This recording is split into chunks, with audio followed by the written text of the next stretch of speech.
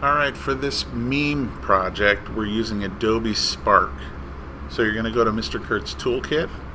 You are going to go to the third row where it says 3D Modeling and Graphic Design, and you're going to choose Adobe Spark. If you haven't used it before, you're going to log in with your district Google account.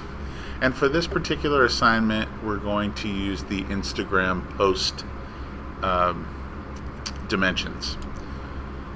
Alright. Once the canvas comes up, you'll notice it's a square canvas. That's because that's what it defaults to for an Instagram post.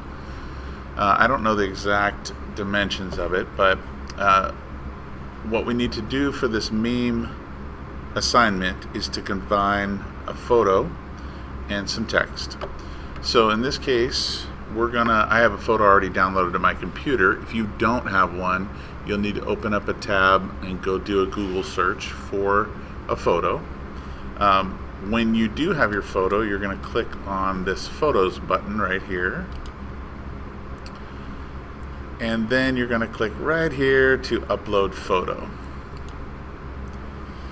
You're going to find your photo. Now you'll see my photo is not going to be big enough to fill the whole canvas. You can see I've got a lot more room here. So what I'm going to do is I'm going to select the photo and grab the corner, and I'm going to make it bigger. Now if I fill the whole canvas, the problem with that is, design wise, if I just see Robin's head, I can't see Batman. And if I just see Batman, I can't really see Robin. And if I kind of put both of them in there, I can't totally tell what's going on. I don't know that Batman is actually slapping Robin. So I'm making a design choice here to make sure that my message can get across. I'm going to shrink it down far enough that I can tell what's going on, but it's still big enough that it fills a large portion of the screen.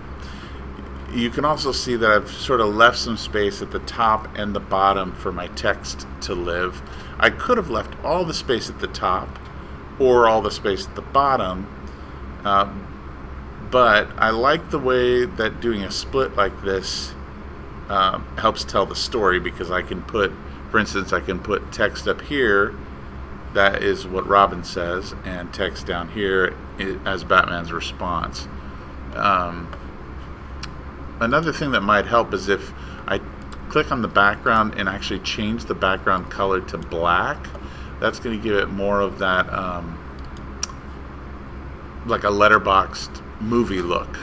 Okay, so now I have my photo in there. I've changed the background color to match. I've sized the photo just right.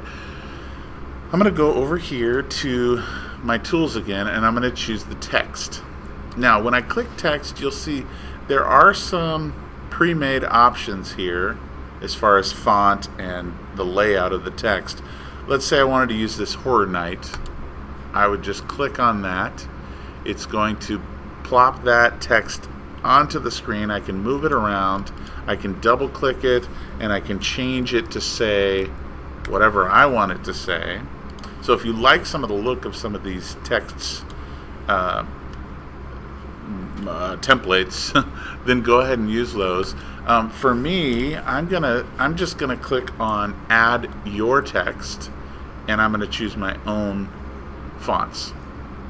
So I'm gonna click on Add Your Text, and I'm gonna slide that up to the top. I had technical difficulty, but I'm back now. I'm just gonna put in some text for Robin to say. He says, "Good morning, Batman." The exclamation point. How are, and then he gets cut off by the slap. Okay. Also, let me see here. I don't like the font. I don't like fonts that have serifs, those little flags that sit on the end of the words. So I'm gonna find a different font that's without serifs or sans serif.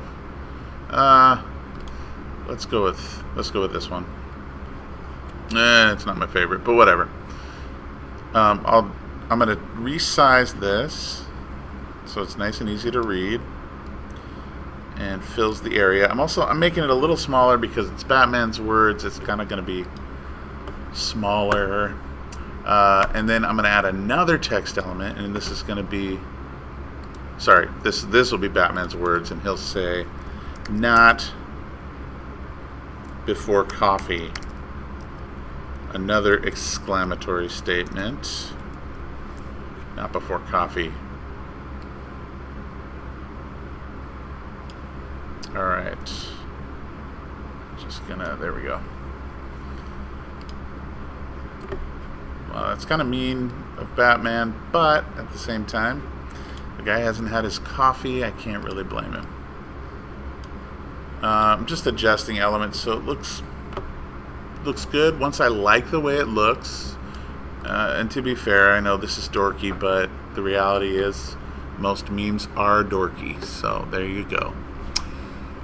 You're gonna go up here to the corner, and you're gonna click download. You're gonna have three options: PDF, which I'm sure you're familiar with, a portable document format, JPEG, which is a file size typically used for photos, and then a PNG, which is a portable network graphic. This is going to be high quality and small file size, so I'm going to choose that option and click Start Download.